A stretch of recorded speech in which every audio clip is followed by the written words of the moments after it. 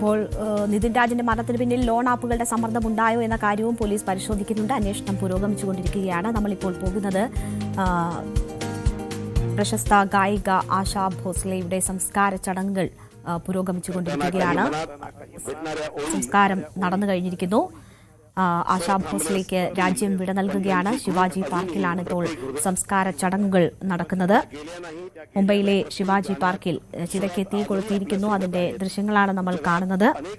സർക്കാരിന്റെ ഔദ്യോഗിക ബഹുമതികളോടെയാണ് ഈ സംസ്കാര ചടങ്ങുകൾ നടന്നത്. നിരവധി പ്രമുഖരാണ് അവസാനമായി അന്തിമോപചാരം അർപ്പിക്കാൻ അവിടേക്ക് എത്തിയത്.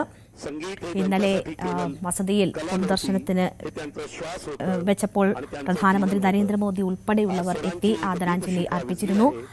അങ്ങനെ രാജ്യത്തിന്റെ മുഴുവൻ ആദരവും വാങ്ങിക്കൊണ്ടാണ് പ്രിയ ഗായിക വിടവാങ്ങുന്നത്.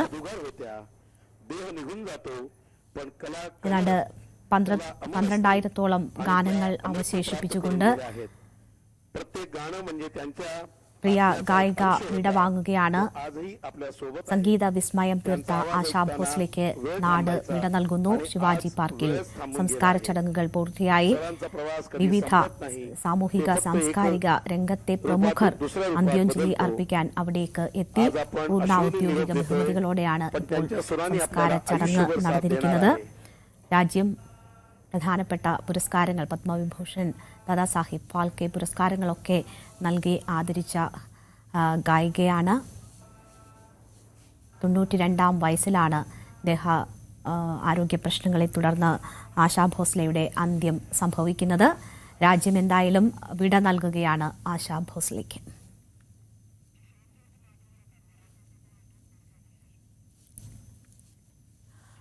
ഇപ്പോൾ ഷോൺ ജോർജ് മാധ്യമങ്ങളെ കാണുന്നു. അതിലേക്ക്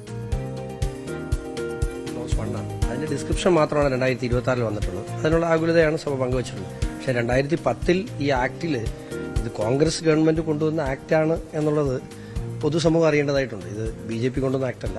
കോൺഗ്രസ് ഗവൺമെന്റ് മൻമോഹൻ സിംഗ് പ്രധാനമന്ത്രിയായിരുന്ന സമയത്ത് കേരളത്തിൽ നിന്നുള്ള 8 കേന്ദ്രമന്ത്രിമാരുള്ള സമയത്തുണ്ടായ ആക്ടാണ്. അന്ന് ഇവരാരും ഇത് കണ്ടില്ല. അപ്പം അതുകൊണ്ട് തന്നെ ഈ കാര്യങ്ങൾ ഡിസ്കഷൻ വന്നു. മാത്രമല്ല CBCI കഴിഞ്ഞ ദിവസം മന്ത്രി കിരൺ റിജിജുവായിട്ട് ഒരു ചർച്ച നടത്തിയിരുന്നു. ഈ ഫോളോ അപ്പ് ആയിട്ട് ഒരു ചർച്ചയും കൂടെ ഉണ്ട്. അത് ഇവിടുന്നും കൂടെ സുരമലബാർ സഭയുടെയും കൂടെ പ്രതിനിധികളുണ്ടാവും ആ ചർച്ചയിൽ.